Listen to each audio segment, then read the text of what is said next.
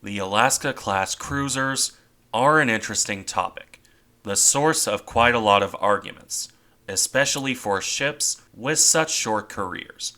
Neither Alaska nor her sister ships would see very long lives, for better or worse. In today's video, we'll be looking at the second of those ships, USS Guam, a ship with an admittedly short but eventful career. Guam very much suffers from middle child syndrome if you want to humanize things. Alaska had a longer career and is the source of the design, with all its weirdness. Hawaii, of course, had her various conversion plans, which I've covered in another video that I'll link in the description. But Guam, she had the more average story. The design was already settled, and she didn't have wacky conversion plans. Nonetheless, I find the ship worth covering. Let's get into that now. Guam was laid down on February 2nd, 1942 by New York Shipbuilding, and she would be launched on November 12th, 1943, with the commissioning following on September 17th of 1944. This was, admittedly, very late in the war, for better or worse. Also a quick fun fact. The Battle of Guam, to retake her namesake island, ended on August 10th, 1944. So just a bit over a month before USS Guam entered service. Although, before I talk about the service, we should look at Guam's design. It was, after all, the unique part of this ship. Displacing roughly 30,000 tons at her standard loading, Guam was a large cruiser, although the exact figure does vary between sources, ranging from 27,000 tons as designed to around 30,000.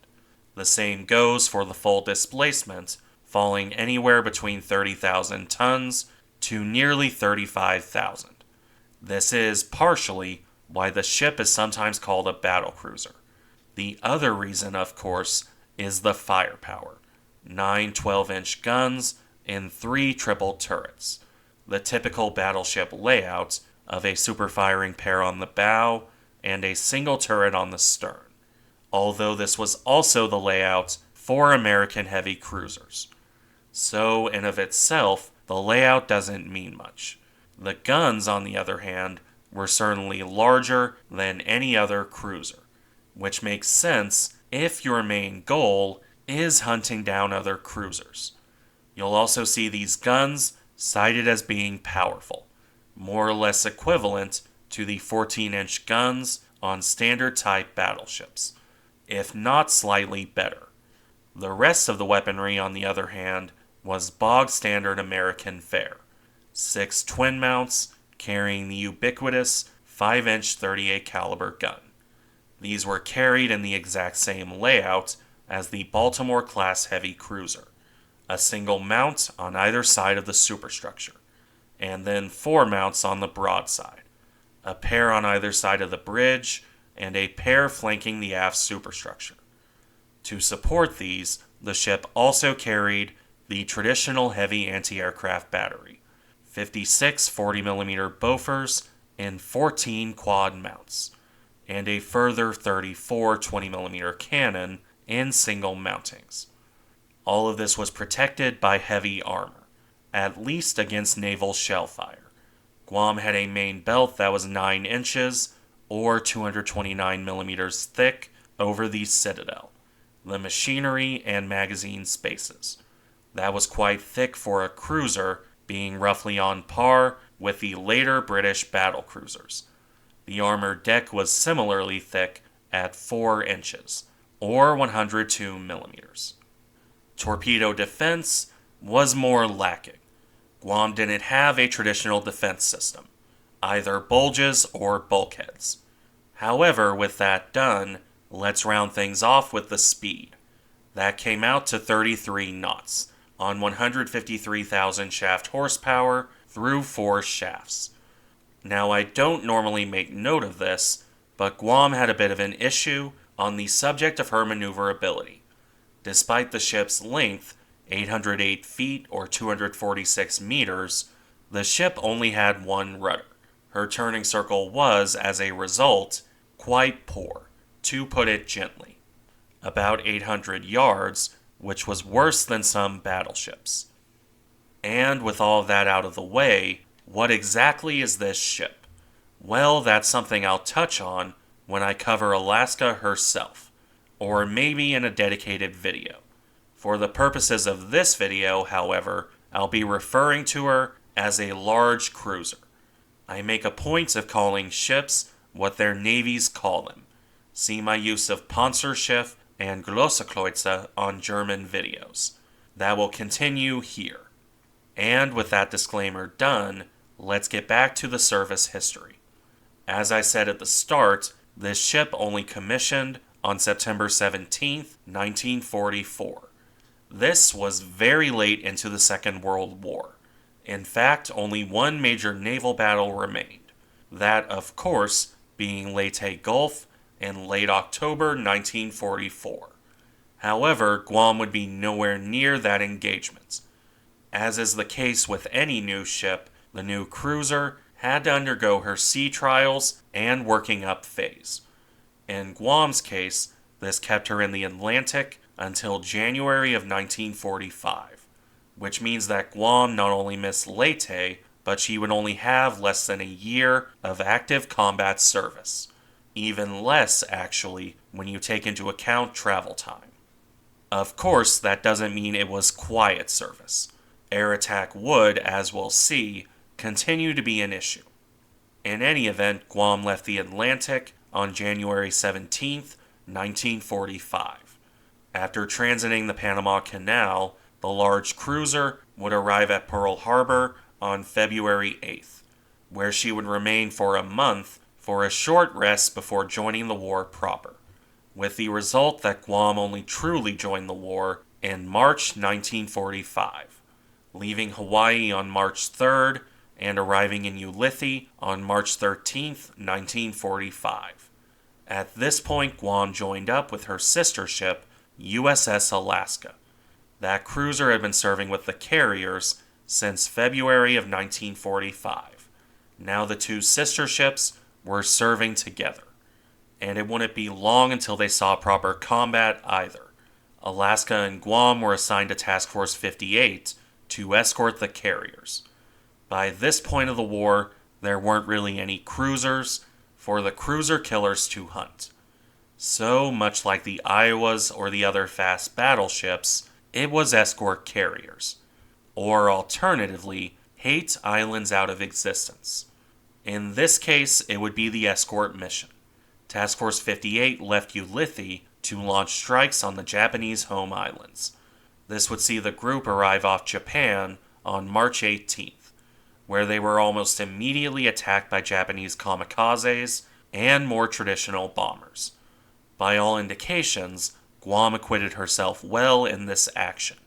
Her guns helped fend off the kamikazes, downing at least one, although both Enterprise and Intrepid in Guam's group suffered slightly damaging hits. Guam herself evaded any damage. Because of that lack of damage, she was detached to escort the crippled USS Franklin back home on March 19th, after that carrier was nearly sunk in the Japanese air attacks. By March 22nd, however, Guam was back with the main fleet, this time around Okinawa, where the cruiser would bombard an airfield on Minami Daito. That was on the night of March 27th, after which Guam escorted the carriers until May 11th, 1945, without much of real note during this period. The same would largely hold true after a short break at Ulithi for a refit, with the only real difference going into June of 1945 being the swap to 3rd Fleet, which was less a swap of fleet and more a swap of commander. If you're not familiar with this topic, 3rd and 5th Fleet were more or less the same formation. The title simply changed based on if Admiral Halsey or Admiral Spruance was in command of the fleet. It was 3rd Fleet for Admiral Halsey and 5th Fleet for Admiral Spruance. Regardless, not much changed for USS Guam. She would perform more shore bombardment on June 9th, this time of Okinawa, another small island near Okinawa, which, as it turned out, was her last shore bombardment duty, and, for the most part, her last combat service period. After a couple months of hard work, Guam departed for the Philippines. She would arrive there on June 13th and remain there for about a month. This refit allowed the crew to rest and the ship to be touched up before her final mission could begin. This, as it turned out, began in mid-July 1945. Alaska and Guam would form the core of a small task force, consisting of the large cruisers, 4 light cruisers, and 9 destroyers.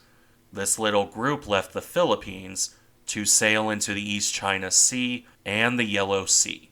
From July 16th through August 7th, this group performed a surface shipping raid. Now there were very few results from this raid, through no fault of the ships or their crews, simply because the submarine campaign had been so successful that by this point of the war, the Japanese were running out of ships. There simply weren't many targets to catch. The more notable thing, really, was that a surface group could raid so deeply into Japanese waters, without any real attacks by the Japanese during the entire process. In any event, Guam's group returned to Okinawa on August 7th. Soon after, the Japanese would surrender. Now free of even minimal combat duty, Guam became the flagship of the North China Force, a temporary thing, mostly for parading around liberated Chinese ports, with a stopover in Korea on September 8th to support the transfer of power from the Japanese.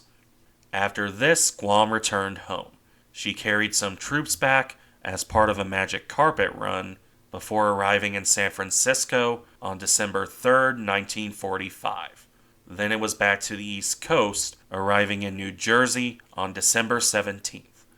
The cruiser would remain there until she was decommissioned on February 17th, 1947. Surplus to requirements at this point, USS Guam would never return to service. The large cruiser was ultimately struck from the Navy list on June 1st, 1960, and then scrapped beginning on May 24th, 1961. Thank you for watching. Remember to like, comment, and subscribe if you enjoy the content, and I'll see you in the next one.